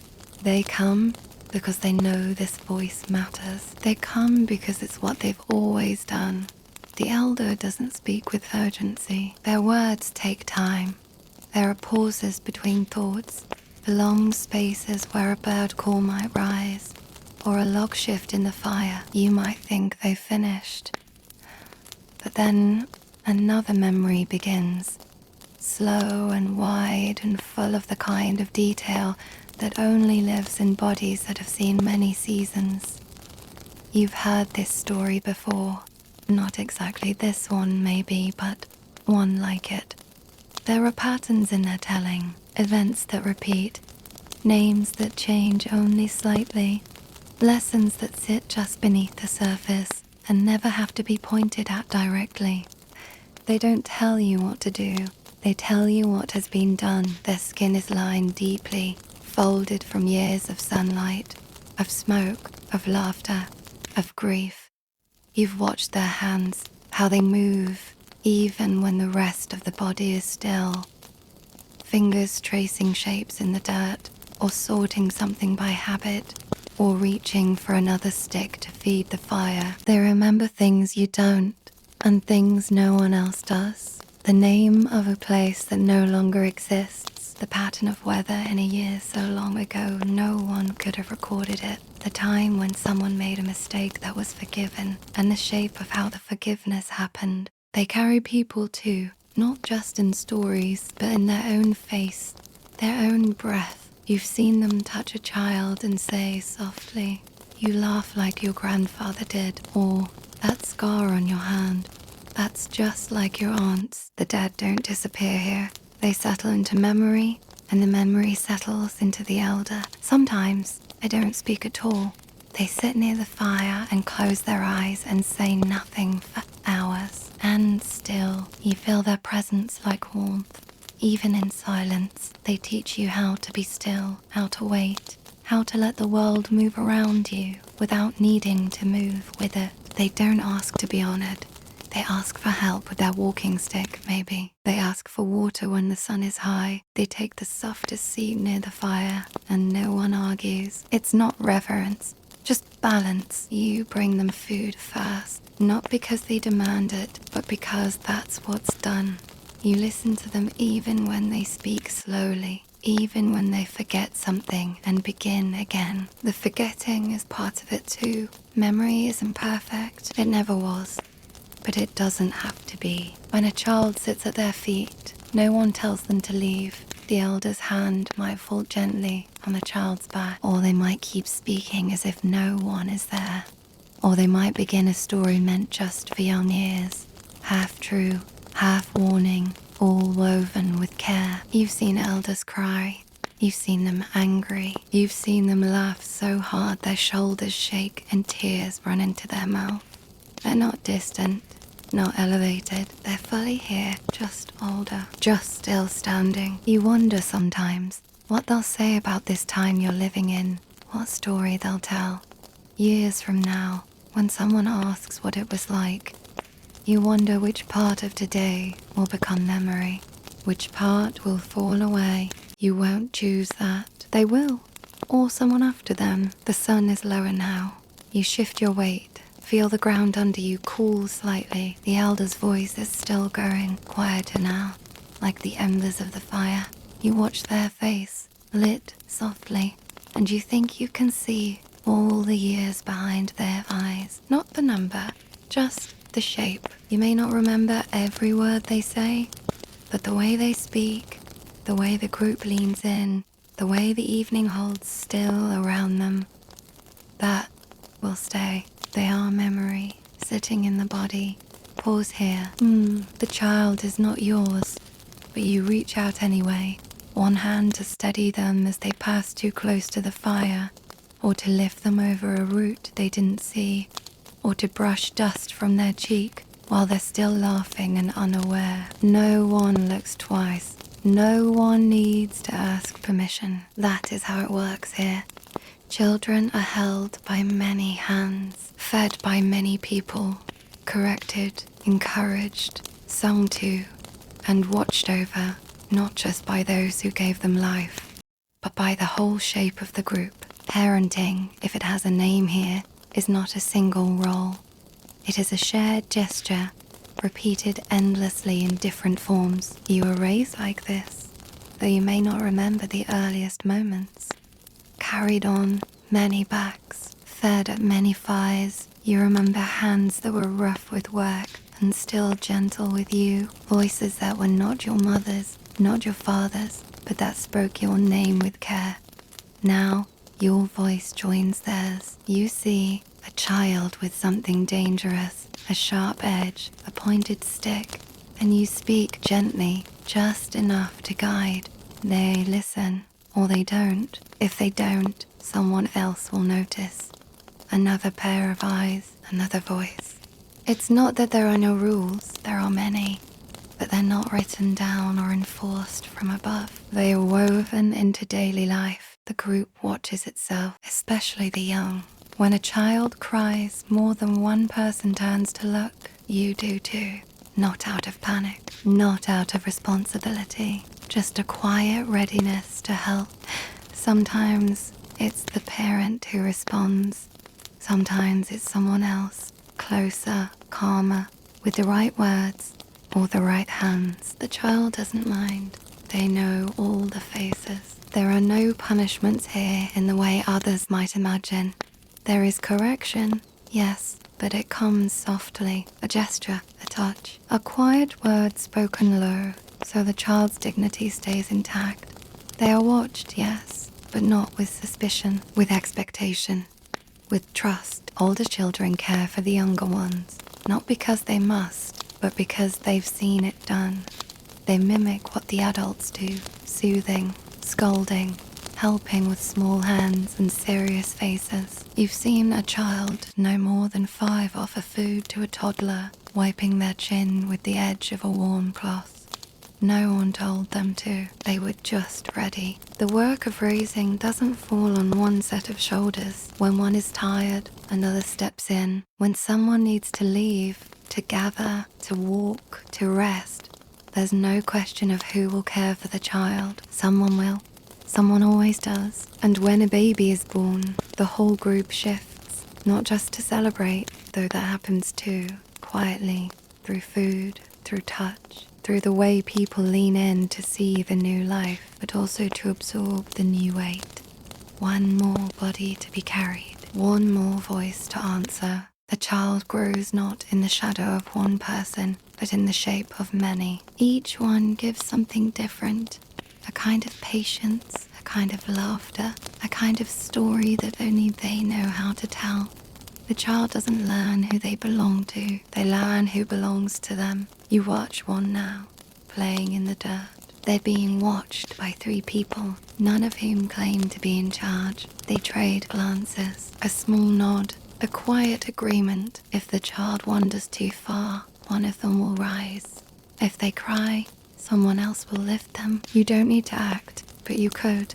You sit close by, content to just be part of the web that holds them. This is how survival happens, not through strength alone, but through the wide net of care. Pause here. They aren't being taught, not in the way some might expect. No raised voices, no lined up lessons, no plans written ahead of time. And yet the children are learning all day, every day, mostly through play, through motion, through laughter, through falling down and standing up again. You watch them from where you sit, half in shade, half in sunlight. They're chasing each other across uneven ground, feet bare, hair wild, calling out names they've made up, rules that shift mid-sentence. Nothing about the game is clear, and still, they all seem to understand it. One child holds a stick like a spear. Another, one holds a woven pouch filled with leaves. One climbs, one follows, one declares something, and then collapses with laughter when it's ignored. The world is a story they are building together, not quite real, not entirely false. You don't interrupt. There's no need. Everything they're doing, every tumble, every shout, is a kind of practice. They are learning how to move, how to fall, how to offer and withhold, how to respond when someone gets hurt, even a little. You hear it happen now? A cry, a sharp sound, silence. One child pauses, another moves closer. No adult steps in, and then, after a moment, the play resumes. Softer, adjusted. That's learning too. Sometimes they copy the adults. You've seen it. Little ones dragging bundles of twigs behind them, pretending to gather. Others crouching near stones, shaping imaginary tools, grinding dust into powder with utter seriousness. One once gave a long speech to a sleeping dog, mimicking the tone of a story told by an elder, full of pauses and flourishes. It made you smile, but you didn't laugh. Not out loud. You know that this kind of imitation is sacred. It is the child's way of reaching toward the world they will one day be asked to hold. There's pride in their play. You see it in the way they show each other what they've built. Small piles of sticks arranged like shelter, figures carved into dirt, paths made from pressed grass. They don't need your approval. They just want to be seen. Sometimes play is quiet. A child sits alone stacking things, or walking in circles, talking to themselves, or watching ants. You've done the same, though maybe it's been a while. watching the way the small creatures move, noticing, learning by seeing. Other times, the play turns into argument. One child wants to lead, one doesn't want to follow. The group splits. The game changes. You hear the heat in their voices, but no one runs to fix it. They will find their way back, or they won't. Tomorrow, they'll start a new game anyway. They don't need to be told that they're learning. Their bodies know, their voices know, and your body remembers too. You were taught like this, through motion, through repetition, through joy and frustration, and small bruises earned while becoming someone slightly stronger than you were the day before. And still, you play sometimes, not like the children do, not with the same abandon, but you joke, you tease, you test. The games never fully leave. The child nearest to you now holds out something in their hand, a shaped bit of clay, or a knot of twisted grass. They say it's a tool, or a gift, or a story. You accept it as if it is all three. That too is part of the play. Later they'll forget the rules of the game they made up, but the learning will stay in their bodies, in the way they balance, in the way they speak, in the way they listen. The sun is lower now. The shadows of the playing children stretch long across the ground. One of them stumbles and another reaches out, not to lead, just to walk beside them. You exhale slowly. You keep watching. You keep learning too. Pause here. There are rules probably, but they change so quickly that no one can quite name them. A child shouts something, an instruction maybe, or a challenge, and the others respond, not with agreement, but with movement. The rules aren't fixed. They're discovered again and again in the playing. You sit nearby, watching the way the game grows and folds back in on itself. A chase begins, ends, begins again. Someone is it, then someone else. Someone shouts a word that might mean safety, but only for a few seconds. No one explains the rules. Everyone acts as if they know. That's how it works here. The rules live in the moment. They belong to whoever is playing. The game isn't won or lost. It simply continues until the players are hungry or tired or something more interesting happens. One child makes a new rule. You can't step on the shadows. Another answers, only if the shadows are moving. Everyone pauses, adjusts. The ground becomes lava or water or something invisible. The game stretches to fit the idea, then snaps back to something simpler. They are learning through this, though that's not the point. The point is movement. The point is joy. But inside that joy is a quiet, growing intelligence. The ability to notice, to adapt, to change when things don't go as expected. Some children leave the game and return again without asking. No one questions where they went. Their place is still open. You've seen the same in other forms, at work, at meals, in walking, a rhythm of coming and going that doesn't demand explanation. There are no referees. No one enforces the rules. When someone disagrees, they argue or pause or start a new version of the same game, just slightly changed. Sometimes two games form side by side, sharing players, sharing rules, sharing space without conflict. The adults nearby don't step in. They watch perhaps. They smile. One might toss a suggestion from the side, but it's only half serious. The game belongs to the children. To interrupt it would be to collapse something delicate. You feel yourself relaxing, even just watching. The looseness of their play moves through you, quieting the parts of your mind that grip too tightly. You remember, maybe distantly, what it was like to play like this, when time didn't matter, when movement was its own purpose.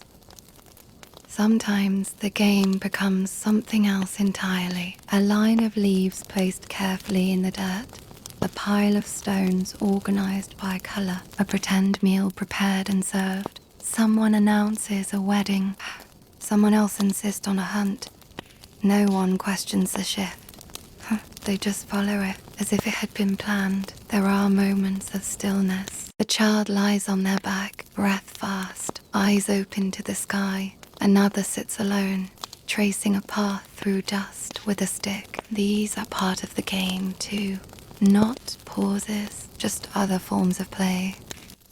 When the game finally ends, if it ends, there is no signal, no announcement. Just children drifting apart, letting go of the thread they've been holding together. Someone gets up to find food. Someone else joins the adults.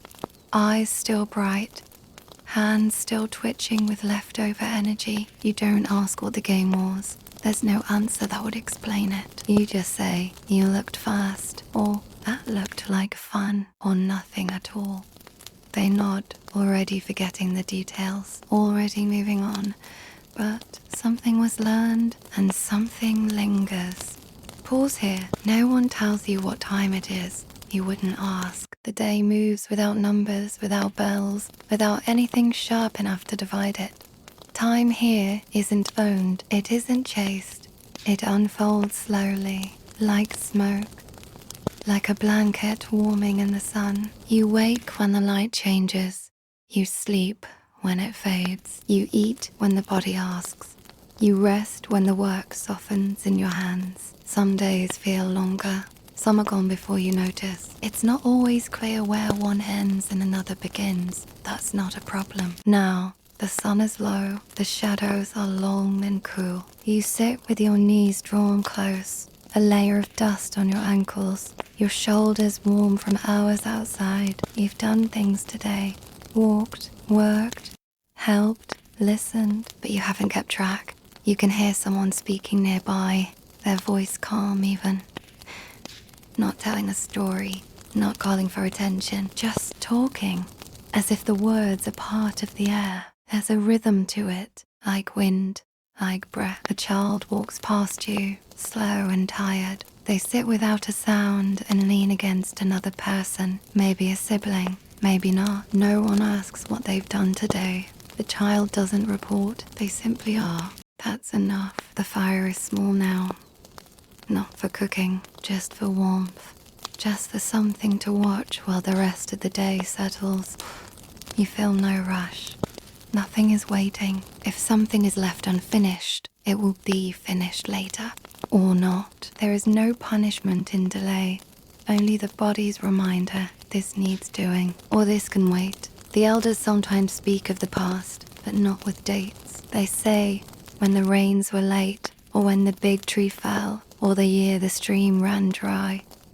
Time is marked by memory, not by measure. You remember things the same way. Not when they happened, but who you were when they did. There are no calendars, no deadlines, only cycles. Food that returns in certain seasons, paths that grow narrow and then wide again. The return of certain birds, the first sound of frogs. You don't fear losing time here. You don't feel the need to catch it or hold it down. It isn't something that slips away. It's something that holds you quietly, like water holds a stone. Someone rises, stretches, walks slowly toward the trees. They don't say where they're going. No one asks. If they return, they return. If not now, then later. If not later, then someone will go looking. But not yet. Time is not a muster here, not a trap. It moves around you and through you and with you. You walk inside it. You rest inside it. You belong to it no more than it belongs to you. Now, the stars begin to show. Not many, just a few. Quiet light, scattered across a darkening sky. You tilt your head back to watch. Someone nearby does the same. Neither of you speaks. There is no schedule for this. No better use of the moment. You are not late for anything. You're simply here. Pause here. Fire pulls the world inward. The day has thinned. Its weight has lifted. Whatever was done is done now, or left unfinished in the way things often are. Gathered, shaped, carried, mended, spoken. You sit close to the fire, not for need, but for rhythm. It's the place where the light settles now, the center of the circle, the place the world folds into as the edges of the sky grow darker. The heat isn't sharp, it has softened with the evening, turning from the labor of cooking to the slower work of comfort. You feel it on your shins, on your palms as you hold them open. The flames are low but steady, The coals have taken on that quiet red that comes only with patience. Someone leans forward to stir or to place another stick in just the right way, not to change the fire, but to keep it company. You've done the same many times. The shape of the flame matters, not for survival now, but for togetherness. Voices are lower near the fire. The loudness of the day is gone. No chasing children, no loud calls across distance. Here, speech becomes something softer, almost part of the smoke. A murmur, a story fragment, a question not meant to be answered quickly. You sit beside someone whose body you know. Their shoulder brushes yours now and then. You don't speak. You don't need to. The heat moves between you. The air smells like charred wood, like the last of the meal, like skin warmed by the long sun of the day. Children come and go. They lean in, pick up something from the ground, offer a last bite to someone, chase each other once more around the outer ring of the group. Then they return, one by one or in pairs, and settle again. Their voices are small now, their movements slow. You look into the fire, not for meaning, just because it gives your eyes something to rest on. The flicker is irregular, and that's part of what makes it comforting. Nothing repeats exactly. You watch the way the coals pulse when the wind shifts. You imagine you can hear them breathe. Around the edges of the firelight, the rest of the world has become shadow. Trees that were clear hours ago are now suggestions. Paths are only memory. Distant noises become unfamiliar again, but the fire keeps that distance gentle. It holds the dark at a respectful length. You remember other fires, many of them, not their exact heat or color, but the feeling of this same shape. People drawn in, shoulders relaxed, the small movements of hands smoothing cloth or braiding something not yet finished. A bowl passed, a log adjusted. There's a sense that nothing more will happen tonight, and also that something might. The night is long after all. The fire stays for both rest and possibility. You might hear music later, but not yet. For now, it's just the quiet noises of people winding inward. Someone clears their throat. Someone drinks. Someone tells the beginning of a story, but doesn't finish it. The ending can wait. You shift your position slightly. The warmth on your back fades, but your knees are closer now. You stretch your fingers toward the heat and feel the stiffness of the day in your joints. You don't mind. This is the part where everything slows. If you listen, you can hear the outer world. An owl, maybe, or a branch falling in the forest, but you don't look toward it. Not tonight. The fire is enough. It pulls you closer without asking. Pause here. You don't ask when it's ready. You simply notice by the way the scent deepens, by the shift in someone's hands as they lean forward to stir, by the quiet in the group that follows the first passing of the bowl. It happens slowly, without a signal. The meal is ready because it is being eaten. You sit where you were already sitting, legs folded or stretched, hands warmed from the fire. A bowl is placed near you, or passed gently from someone else's fingers to yours. It's warm, maybe hot, and you hold it for a moment before eating, letting the heat soak into your skin. The smell rises like memory. Smoke, root, salt, something green cooked down until it is soft and quiet. You eat with your hands or with a piece of bark or bone that has served this purpose before. You don't rush. No one does. The chewing is slow, shared. You can hear it in the silence. Soft, steady, broken now and then by someone swallowing, someone clearing their throat, someone offering a bite to a child sitting too far from the bowl. You've eaten this before. Not exactly this meal, but something like it. The taste is familiar, not because it is the same each night, but because it belongs to the same rhythm, the same fire, the same season, the same hands. Some people talk as they eat, quietly, stories told between bites, a name mentioned, a memory shared. Others are silent, listening. not needing to speak. You watch someone near you chew with eyes half closed. Their hand rests on their leg. They are not in a hurry. A child leans against your side. They're not eating yet, just watching. You tear a piece from what you're holding and offer it without looking. They take it without asking. That is how things move here, from one hand to another, from mouth to mouth.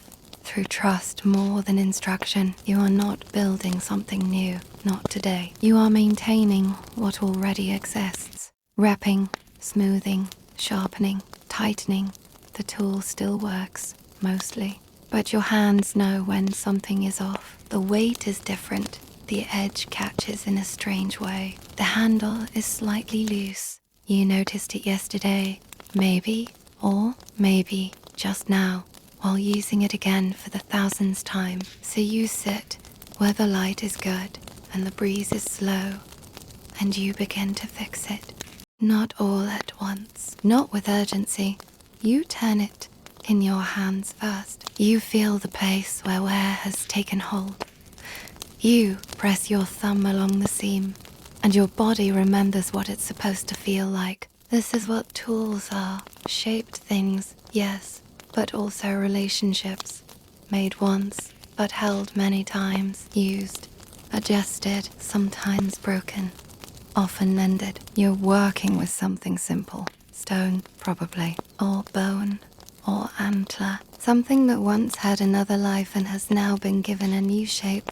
It smells faintly of smoke, or earth, or the oil from your own hands. The edge has dulled, though not completely. You turn it slowly against a roughened stone. You listen more than you look.